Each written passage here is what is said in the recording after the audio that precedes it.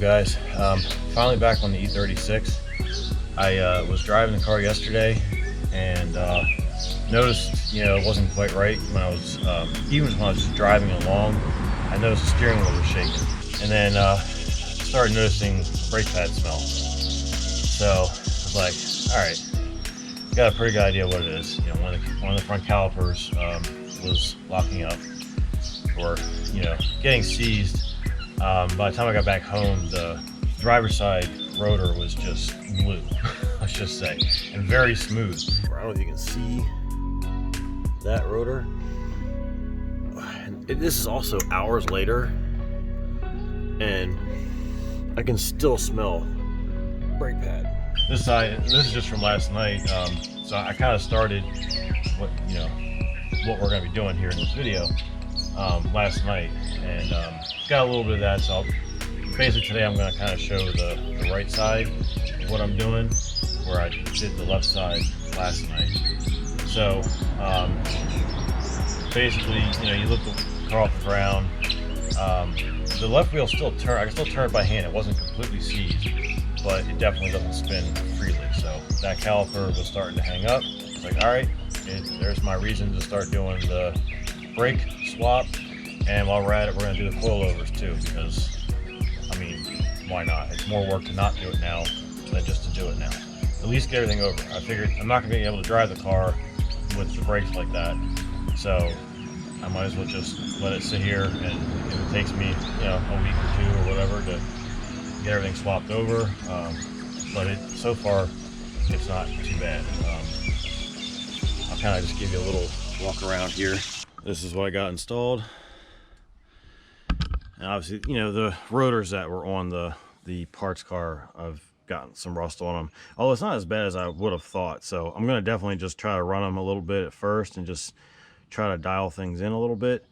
I definitely am not going to have this car as slammed as the other car was, especially not in the rear. I'm definitely going to be adjusting these, and I have to look and see if I have, if he gave me the tool to adjust these things. I think he did. These are Godspeed something, I don't know, the pink ones. I'm not a coilover guy. This is the first time I've ever done something like this, but we're going to do both at the same time. I'm going to put a little clip in here. I was measuring the front rotors versus the old to show how much bigger these are over the stock rotors. And then at some point when we get to the rear, we'll do the same thing back there.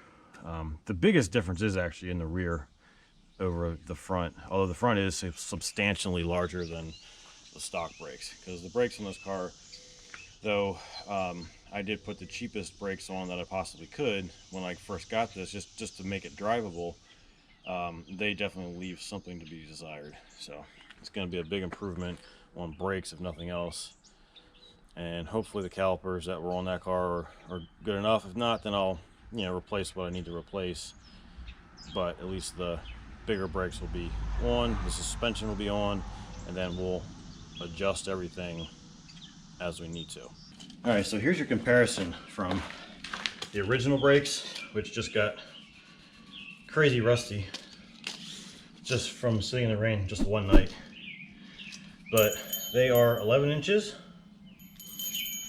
so 11-inch diameter versus 12 3/4 of an inch, 1 3/4 inches bigger in diameter, as well as 7/8 of an inch thick on that one versus 1 inch on this one. 1/8 of an inch, whatever math that is as far as how much of an increase it is. Let's see if I can measure the actual material.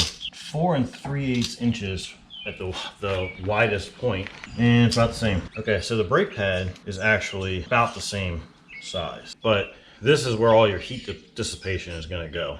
So when you're stomping on the brakes, on a track or whatever, and you start getting that brake fade where you just don't have as good of stopping power anymore, that's because the rotor is just hot and it's not dissipating heat anymore. Bigger rotor, and I'm sure these look probably like the eBay special with these little drilled and slotted.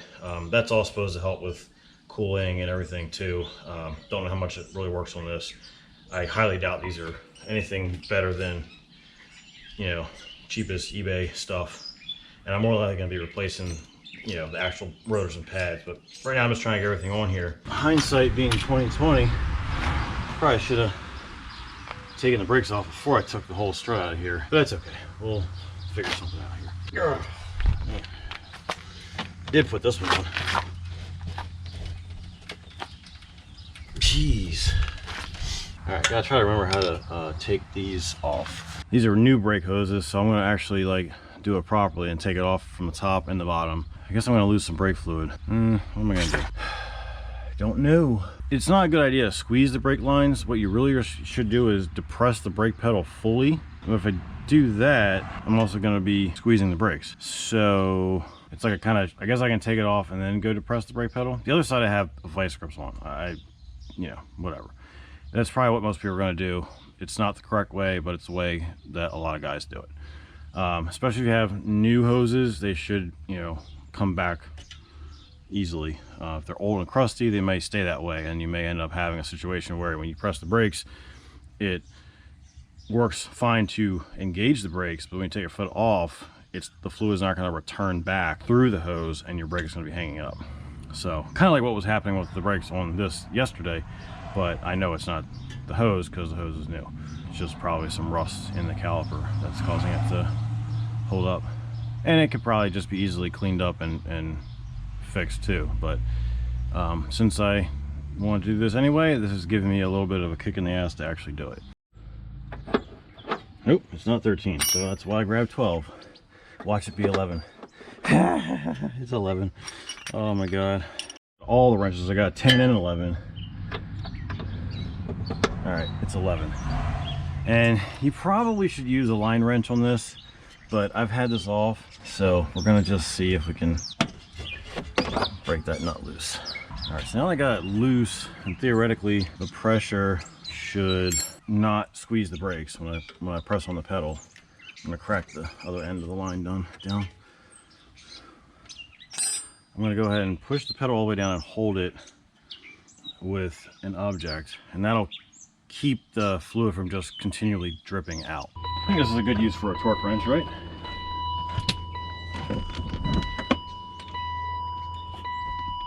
Yeah, so we got some fluid dripping over here, so the brake caliper itself should not be squeezing any, so I should be able to slide it off. But we're gonna go ahead and take this hose all the way off. Now I can do the other side too, so it'll be easier to put that together.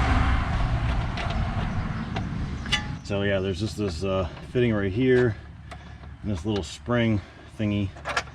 And then this does have like a square place that you could put a wrench on if you need to. And you know, if you had never replaced these before, you might have to do something like that. But on this side, I cracked this side loose so I can just unscrew the whole thing and just spill brake fluid everywhere. Just set that there for right now. My coilovers are shedding their paint on my impact here. All right, so this is a 16. The caliper bolts. My tools at home are very limited compared to what I have at work. You know, I have like swivels and all kind of stuff that would help me get into these places without doing this, but here I don't have that stuff, or not as much of it. Brake fluid shooting out of the caliper. I don't care about my driveway, it's pretty beat up as it is, so, and I'm a mechanic, it's gonna get stuff on it. And as you can see, nothing is dripping from the brake line because the pedal is pushed down. There's the old caliper, and we gotta take this guy out. And these, if you do have a good impact, my cordless impact, the 3/8 is just not enough to do this. So just make sure you get it all the way in. Just hit it with the best impact you got. Just break that. First thing I'll do is put the new coilover in.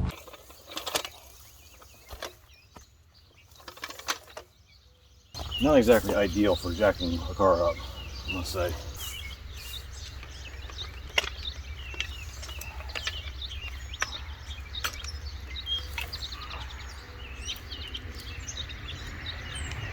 Hope there's something strong under there. Strong enough. It's going up, that's good. Oh man, the tire's flat. Probably gonna fall off the other side. Just sitting on the tire on the other side.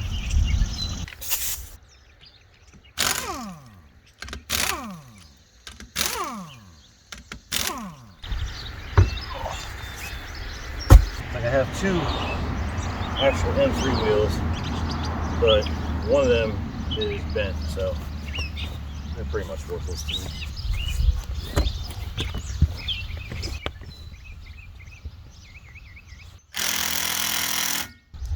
Evidently you need a ½ inch to get these things off.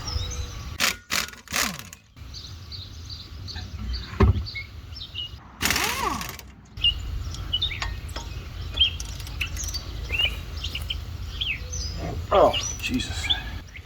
Oh, I didn't put these on, so they're tight. And I can't get my impact on there because the brake hose, which I have to take off anyway, is in the way. Oh, there we go. A little bit of leverage. I'm gonna crack the brake hose first. It's a 14, and then I've just been well now. Oh, I gotta take the bolt all the way out. Oh, I just did that. I don't know. I guess it's up. I'm up too early for this. I don't know. So there's the rotor. Now this is already cracked, so I can just twist it like this. I could take it off at the top end and do it normally, but I'm not normal, especially on this car. Definitely a better design one because their brake hoses, they fit in and then they have a bolt that holds it in, not this. This is an earwig. Don't think that, well, this is broken anyway. The backing plates don't get, I mean, I guess you could put a bigger one on, but it doesn't matter. It doesn't fold over it. It's just behind it, so you don't have to worry about that. And I was able to just bolt the caliper right up to the other car. It fits. No problem at all. Okay, so that's the brake off. Now for the there's 3 18mm bolts. There's 2 that go this way, right down here, and there's a through bolt up top that has a nut on the other side. But they're all 18. Ground is a little wet. My ass just got wet.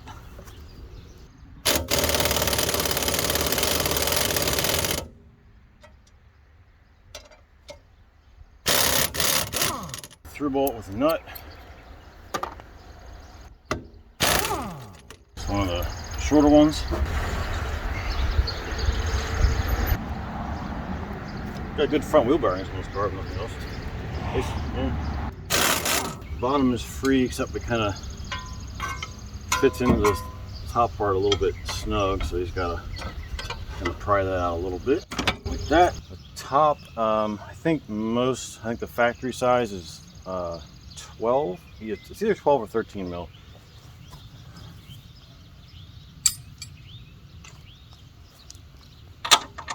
Yeah, these are 12 on here, but pretty sure that the stock ones are 13. 12 is not a very common size on a German car.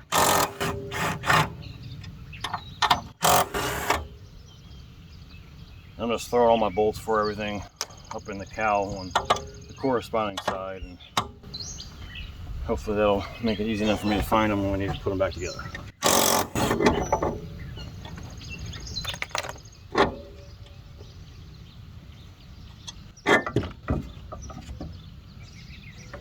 All right, so that is suspension or strut assembly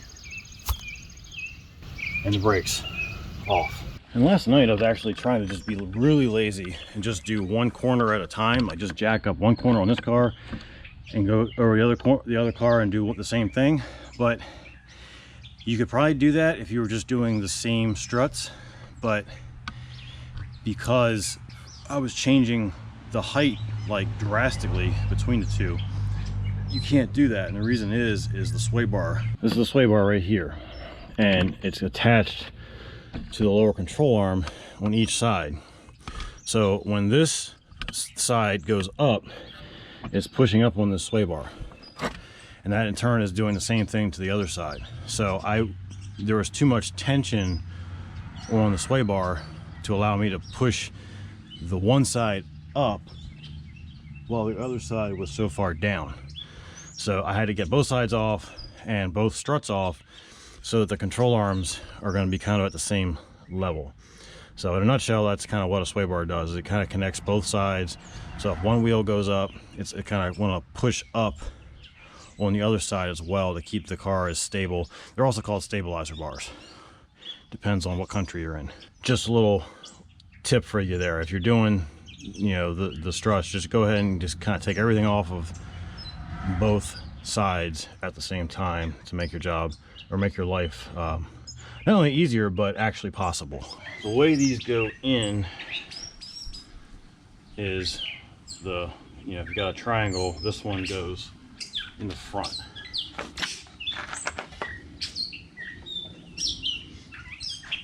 The other thing I did notice is that the little clips that hold your brake hose and your ABS wire, all that stuff, are more in the back of this, as opposed to, they're kind of more on the side on the factory ones. And they also have this, which what this would be for is a sway bar link, a stabilizer bar link, which on this car attached to the lower control arm. So that means that these coilovers are designed to work on more than one car, and I guess they just adapt them as best they can by having this around the back. It probably doesn't matter on this car, and it might allow it to work on another model. Yeah, I'm not sure, because like this is very specific to this car. So yeah, maybe some years had the sway bar link come up here. Maybe it's fit on an E36 that has it up here. I'm not sure, but I just noticed that. So all right, I'm gonna get it. You want to be kind of watch your hoses and your wires. You want to be able to have it route the right way around the coilover. Get them up through, and okay, have your nuts ready. I don't have them ready. I think I left them up on the other car. I'm gonna reuse the ones that came with this. So give me a second. All right, I got my nuts, and I realized that he did not have washers on this side of the car, only on that side. So I went and found these washers, which look about the same diameter. It just gives you a little more surface area to push against up here. This one's gonna have like one of them right here ready to go. If you have an extra person to kind of do that while you're holding the strut in, it's a lot easier. Just get one snug down, that way it holds it for you.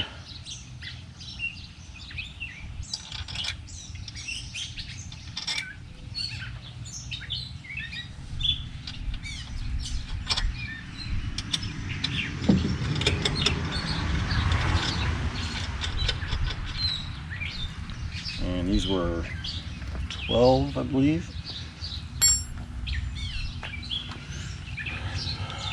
I guess I'll just,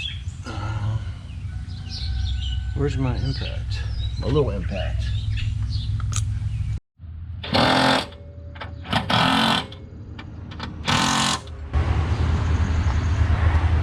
All right, so the bottom's a little bit trickier because it has like a dowel right here.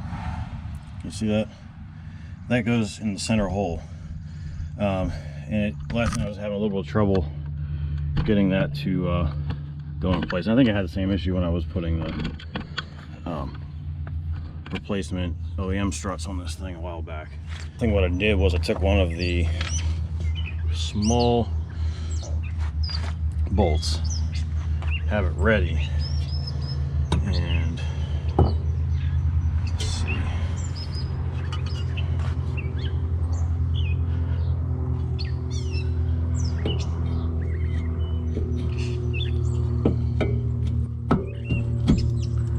Okay, I guess because the suspension is now up already from the other side, it's a little easier on this side.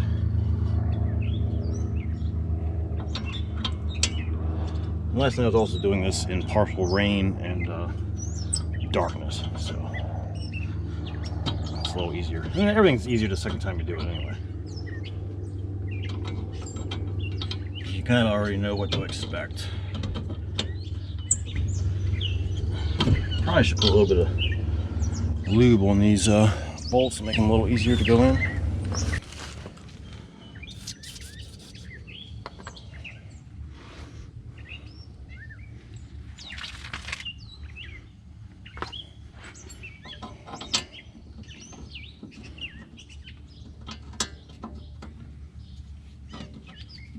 I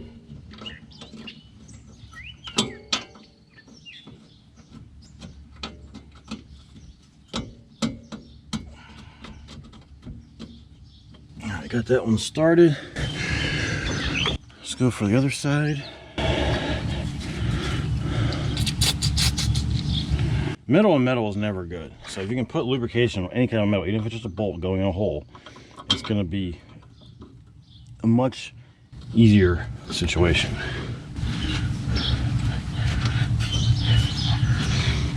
You gotta just kind of rock the whole thing a little bit if you can. Now it's pretty well stuck because that one is started. Never tighten everything until, or never tighten anything until everything is in place. This one, I think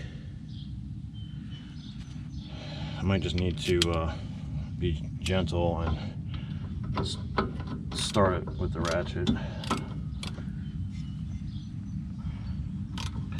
Yeah, you can usually tell if it, sometimes you just can't quite do it by hand, but as long as it's going this easily, then you're not cross-threading it.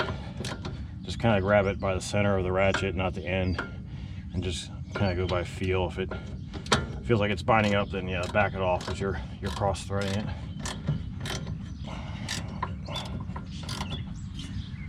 And oh, yeah, that's there. And then the through bolt, doesn't really matter which way it goes, whatever is easier for you. I think with this I had to kind of take a pry bar to move it in and out just a little bit.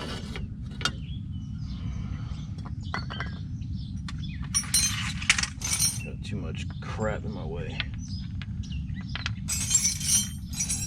And millions of wrenches that I've brought out now.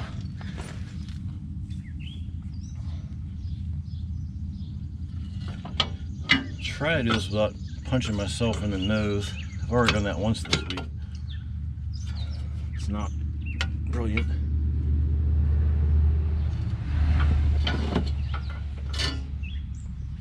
Sometimes you can take, like, you know, a screwdriver or something and put it through the hole, and yeah, like that.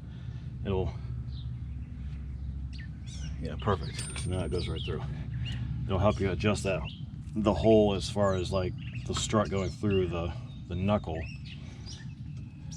You can take like a long, you know, a 3/8 extension or whatever you can get that fits through it, and then that'll kind of give you some leverage to line it up. So all three are caught. I've got my wires run, you know, the ABS wire kind of comes out and goes around the strut, and you clip it into its corresponding bracket slot on the back, and yeah, you can see this has no issue with fitting in there. So a little bit of an art to getting in this trunk. Just gonna open it normally. It's stuck on the roof, so you kind of have to like pry this down. I don't even remember how I did this. Yeah, I think like that. There.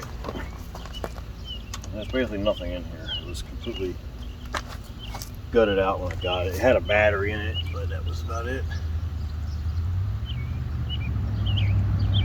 There's a subwoofer in there. It's a different spot here. Actually, my car didn't even have a subwoofer. So that's, I probably want to save that. That's probably worth some money. It looks like it's in good shape. And some of these parts are probably worth something.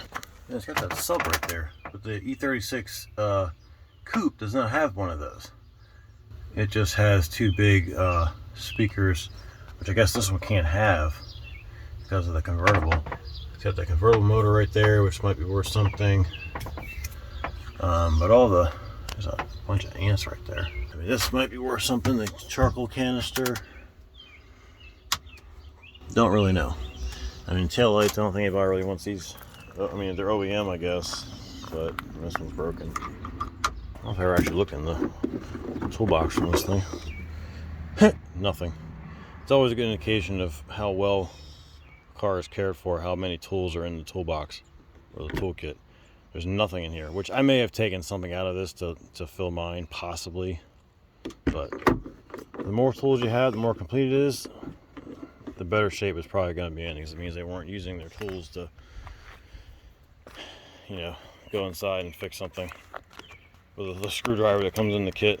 It rolls, at least my Camry's right here, so it won't just completely roll away. Again, I don't know how it's going to roll without the two front wheels on it.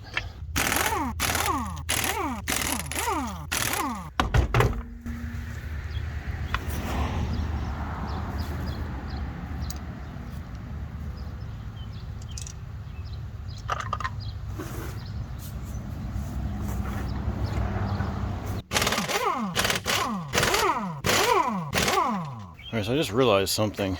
To do the rear struts, they're not accessible in the trunk, but they are on the coupe, and probably the sedan too.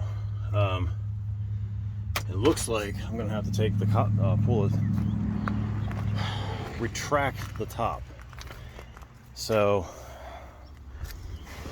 I just found this in the toolkit on my coupe, which I think, okay, it does fit in here. I don't know if this is going to do anything. This is like the, what is this even doing?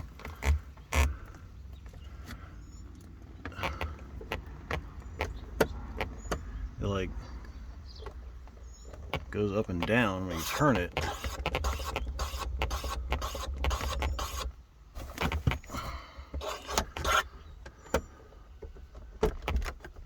I have no idea.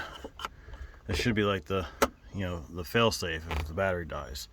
So let me play with this a little bit. All right, so with the magic of YouTube, evidently there is a manual release under the rear seat.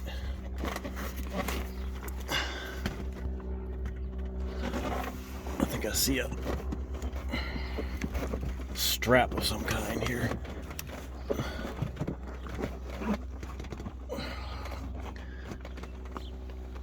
Yeah, there's something there, but see that bright orange strap?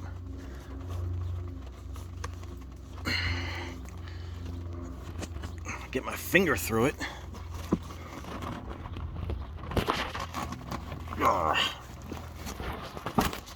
There we go. It moved a little bit.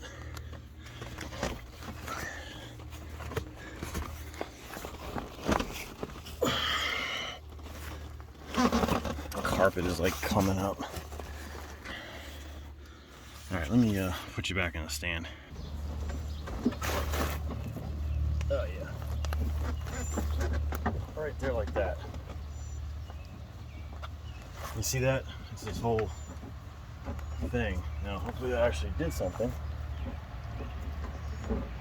I suppose when you pull it out, it releases it from the motor.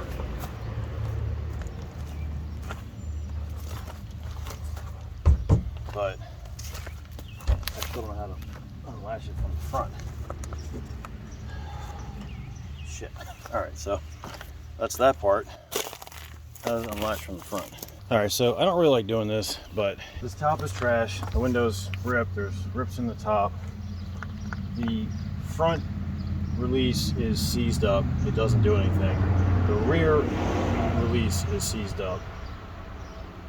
There's absolutely nothing I can do besides just cut this top off and try to like just cut through some of the brackets so I can lift this thing up. That's literally the only thing that I can do. So we're gonna just go ahead and try to cut through this thing and see how difficult that is.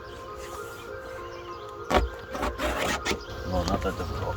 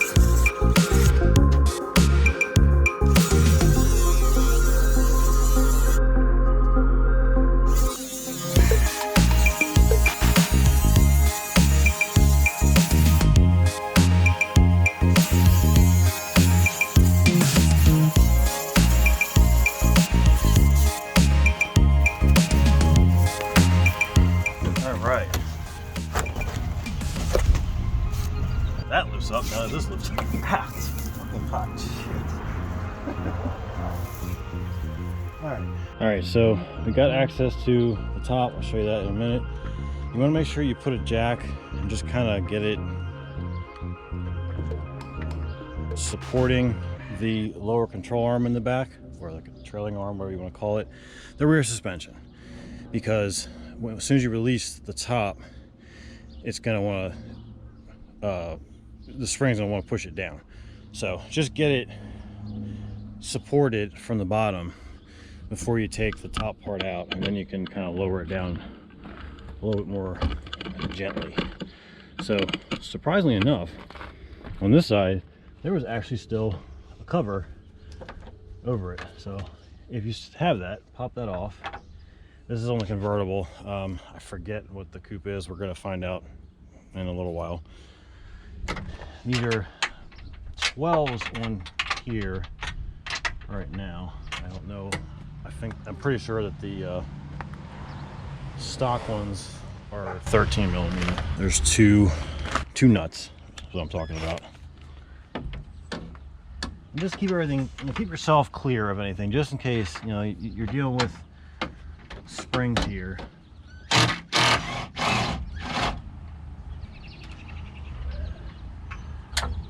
pull that off.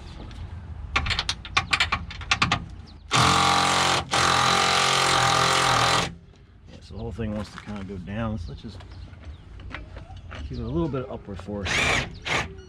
There we go.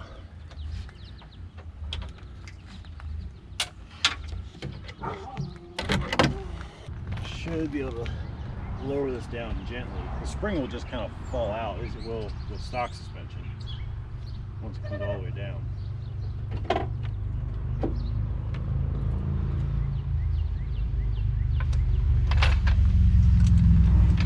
So if you do that, if you take those nuts off with nothing under, it's just going to want to just shoot down. It's a little more violent than you probably want it to be. So now, kind of push that all the way down. The spring just comes right out. Not sure if this is really smash that up. It's probably part of this.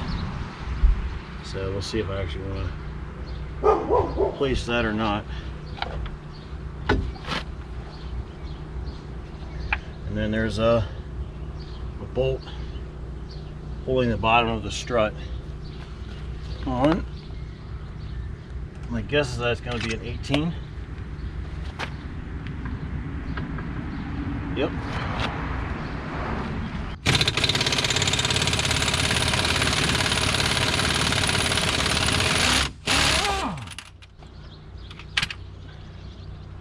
And there you go. It's the bolt. There's no nut for it. It just actually screws into the, I think it's just part of the rear trailing arm, this right here. So let's just kind of put that in there for now. Let me go let my dog inside. He's not going to shut up.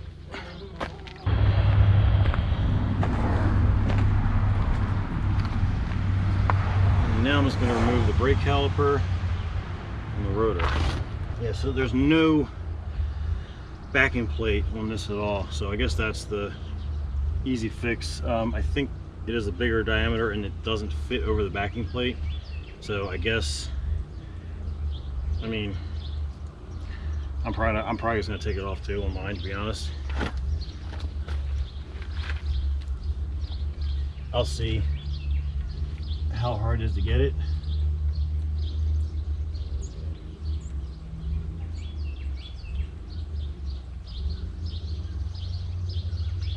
And the caliper bolt should be 16. Might be able to get my impact in there, I'm not sure. Yep, just barely. Not on the bottom though, because again the brake hose is in the way. I need to put the jack back under this to hold it still so I can have something to break the bolt loose with, otherwise it's going to want to move.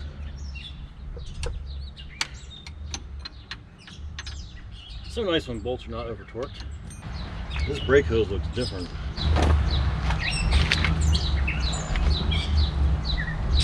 I may just have to break it loose with the hose over here. I think I was going to do that. See if it's the 11 like it was in the other car on the front. This car's had a brake line put on at some point right here. That does not look factory. As long as I can get this loose, I'm happy. I don't know. Definitely doesn't look factory. And I think I remember there being a compression fitting under there. This has a broken rear sway bar link on it. Up like that.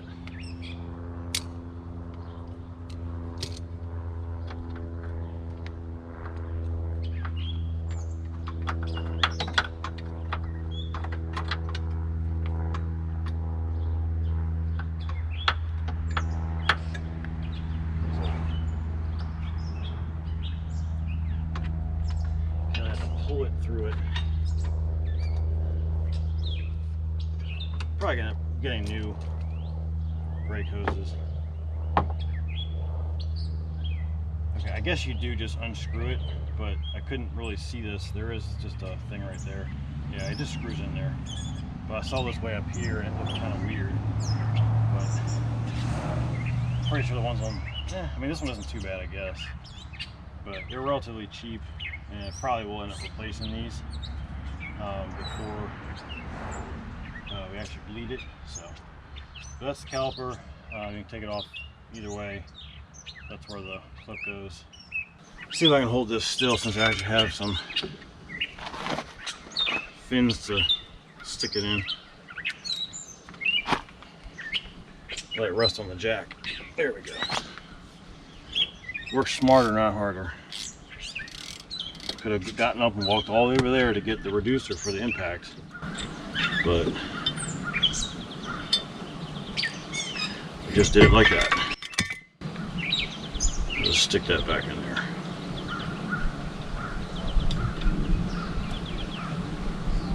Alright, so I'm going to do it on the other, same thing on the other side, but I won't show you that because it's exactly the same thing. And then we'll eventually get to doing it on the silver car. Alright, so I just want to end this video on showing the front brakes and coilovers installed. I'm actually pretty happy with the stance of the front. I mean, honestly, I almost think it looks good the way it is. Like the wheel gap is very close to the same as the rear. You know, I know the rear should be lower than the front, so it's going to be lower when we put the coilovers on.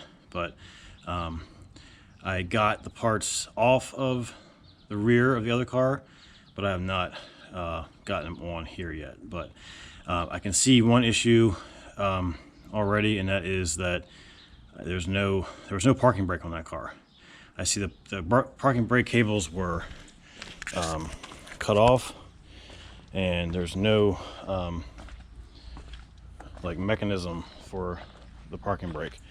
The rotors that were on there do have like the hat design. I think I forgot what they call them, but it does have the drum on the inside. I forget how these work, so that might be the issue. So I'm probably gonna have to look into whatever the fix is for that. But I'm just, you know, I just washed it because it was looking pretty dirty. At least the tires look kind of black right now. But I mean, I'm definitely happy with the height of the front. I kind of feel like I need narrow tires on the front though. I don't know, or maybe just different wheels entirely. These were E90 335i wheels, non-sport. They're 17-inch. I have 225, 45, 17s on there. So we may have to reevaluate the wheel situation. On this side it looks even worse because of that damage on the front. It like really sticks out over that fender, which, you know, isn't going to be the way it is once I've replaced that fender. Just haven't got around to that yet. That's more how it would be there. So I'm happy with it. The wheel fit right over the rotor just fine. Don't have much you can really see, but there's, you know, actually more space on this wheel than there was on the M3 wheel that was on, you know, on the other car. But it looks good. I mean, it fills it up. I'm probably gonna end up replacing the front rotors. I'll probably machine the rear because they're just non-drilled. I'll probably get new ones on the front that are non-drilled. I don't really feel the need to have those. They just end up being noisy and you know, whatever. But we'll see. I'm at least going to try to run these and see how bad they are. Maybe I can just kind of drive them and wear some of that rust off of the front. We'll see how bad it is. But yeah, so thanks for watching, guys. Please subscribe. I'm going to be doing more on E36 now. I've kind of got a little bit of a spark to, you know, whatever you want to, a little motivation, I guess, to kind of get this car done. And I actually have a little bit of a surprise coming. I just got a text from a buddy of mine that he is going to sell me an E90 for 800 bucks. So stay tuned for that, and we'll see what we end up doing with that car. So please subscribe, like, share. I really appreciate all that. You know, up to about 121 subscribers, I think, as of the last time I looked today. So I'm really thankful for everybody that's watching, and thanks. Peace. See you on the next one.